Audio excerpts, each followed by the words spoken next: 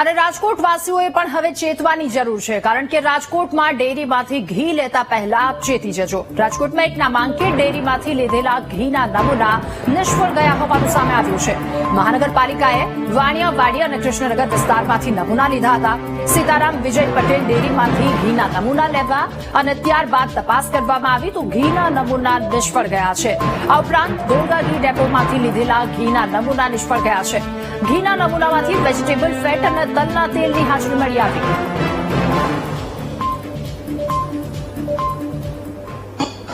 હા ત્યાં છે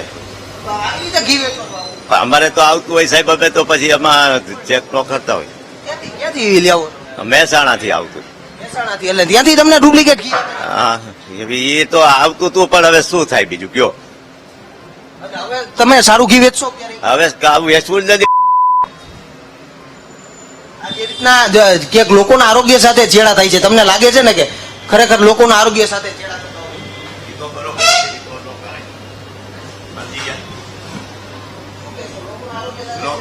હોય? આપણે બંધ કરવું છે સાહેબ. તો નકલી ઘી વેચવામાં આવતું હોવાનું સામે આવ્યું છે. વોલ્ગા ઘી ડેપોમાંથી લીધેલા ઘીના નમૂના નિષ્ફળ ગયા.